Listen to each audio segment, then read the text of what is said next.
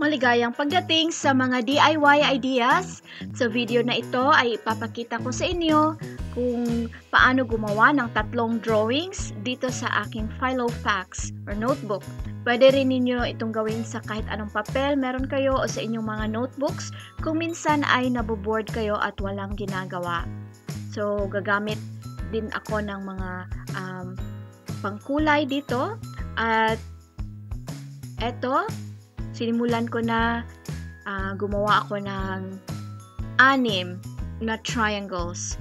Then, sa kabilang side, ng flat side ng triangle ay gumawa uli ako ng reverse na inverted triangles. Ayan. Mukha na itong star. At pagkatapos ay ipagpatuloy lang ang paggawa ng triangles in between sa mga nagawa ninyong triangles. So, parang ganito.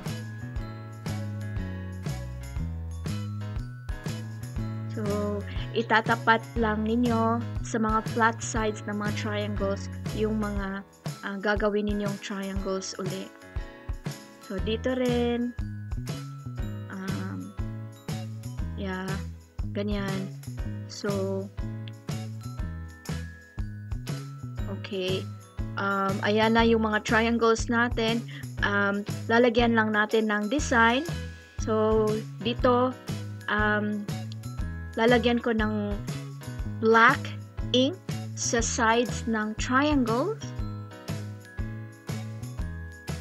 So, ito lang corners ng triangles natin yung black.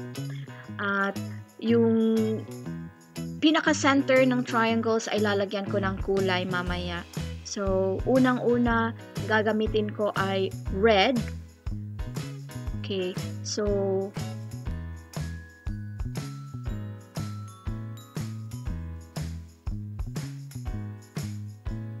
ayan na.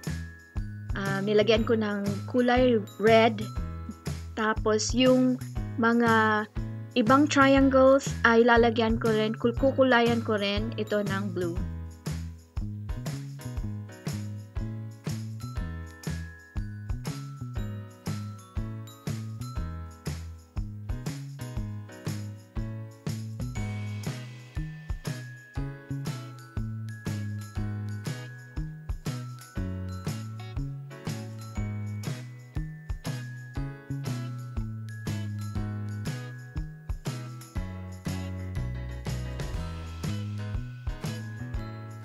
Okay, so yung next nating gagawin ay gagawa tayo ng lines from upper corner ng ating notebook. So, 3. Tapos, 3 rin. At ipagpatuloy lang natin gumawa ng 3 linya pababa. So, ganyan. Pagkatapos ay i-connect natin ang first line dito sa middle line. Then, yung middle line dito sa third na line. Tapos, dito sa third line ay gumawa ng line na parang nagko-connect sa first. Ayan. Ang effect nitong mga lines ay mukhang itong braid or trintas. So, ganyan. At dito sa baba, gagawa tayo ng V. So, ayan ang V. At dito rin sa taas ay i-extend lang natin ang ating lines hanggang makarating sa dulo ng papel. So, ayan. Tapos, kukulayan natin. Gagamit tayo ng 2 kulay, red at blue.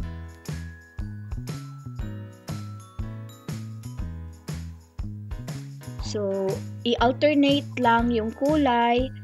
So, ganyan.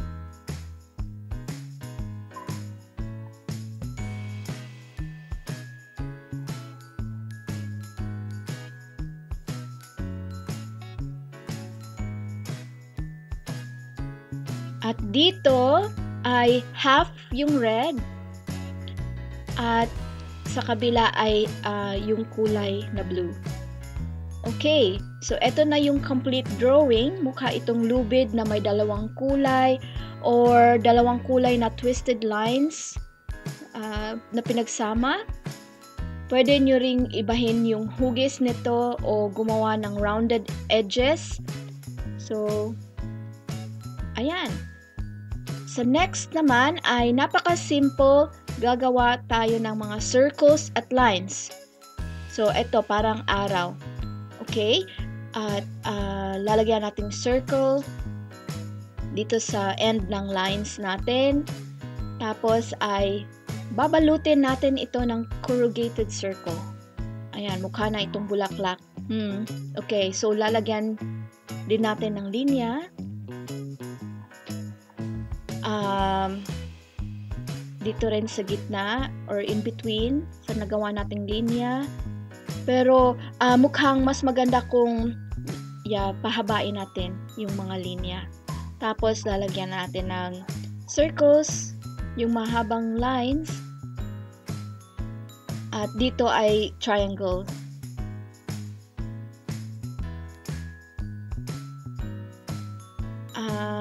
So dito naman ay gagawa tayo ng linya at I think mga circles din yung ilalagay ko sa dulo ng mga linya. So just let your creativity flow freely. Ayan. Pwede kayong gumawa ng inyong sariling design. So dito, mga circles. Ito na yung pinaka-last. Ayan. At kinulayan ko na rin ito ng red at blue. Pwede kayong gumamit ng iba pang mga kulay o magdagdag pa ng mga ibang shapes dito. So, kayo nang bahala kung anong design ang gagawin ninyo. So, ito na yung mga designs or drawings na ginawa ko ngayon. So, pwede kayong gumawa ng inyong mga sariling designs. Pwede nyo rin itong gayahin.